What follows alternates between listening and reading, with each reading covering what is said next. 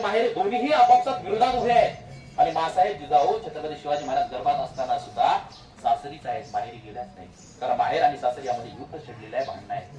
आणि यात कमी म्हणजे काय, शहाजी राजे सुद्धा मासाहेब जिजाऊंच्या सोबत त्यावेळेस नव्हते. आता प्रत्येक स्त्रीच्या अपेक्षा काय असते, आपला सोबती सखा पती तरी असला पाहिजे. पण शहाजी राजे सुद्धा मासाहेब जिजाऊंच्या सोबत नाही. आपलं असं कोणीच नाही. मासाहेब जिजाऊ त्या पोटामध्ये शिवरायांचा गर्भ आहे. मासाहेब जिजाऊंची इच्छा आहे, प्रचंड इच्छा आहे.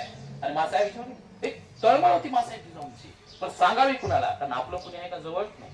मग नकळत मासाहेब जिजाऊ आपल्या गर्भावरून हात फिरवत असे आणि गर्भातल्या बाळाला सांगत असे, माझ्या तान्या ऐक, तुझ्या मातेची इच्छा आहे, ती भूमी आपली आहे आणि या भूमीमधले माणसं आपले आहेत.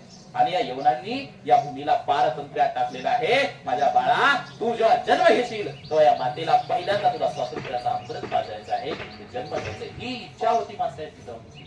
शिवरायांनी स्वराज्य उभं केलं, पण पहिली इच्छा मासाहेब जिजाऊ आणि छत्रपती शहाजी राजांची इच्छा होती. ही इच्छा छत्रपती शिवाजी महाराजांनी पूर्ण केली. अशी आपल्या मातेची इच्छा काय हे प्रत्येक लेकरांना ओळखलं पाहिजे. आपण अलिप्त राहू नये, कारण आपण काय आपले नसतो. आपण आपल्या आयडीला जगतो. ते आपल्याला खायला देतात, ते आपल्याला कपडे देतात, ते आपल्याला दिवसाला इथं तुम्ही बसलात की नाही, because of your parents they pay the fees. त्यांनी पैसे भरले म्हणून तुम्ही इकडे बसलात.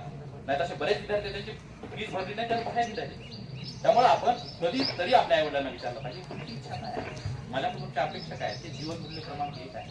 जिजामाता नेहमी शिवरायांना म्हणत, माझ्या तान्या बाळा, जन्म घेतल्याच्या नंतर तुला साधारण व्हायचं नाही, नुसताच जन्म घ्यायचा नाही, जन्म घेतल्याच्या नंतर तुला राजा व्हायचंय. शिवरायांनी राजे झाले.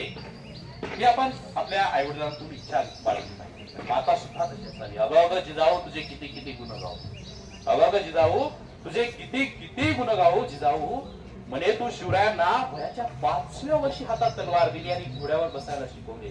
तुझ्या कर्तृत्वाला जिजाऊ काय सलामी देऊ. धन्य धन्य जिजाऊ, तुझे किती किती गुण गाऊ.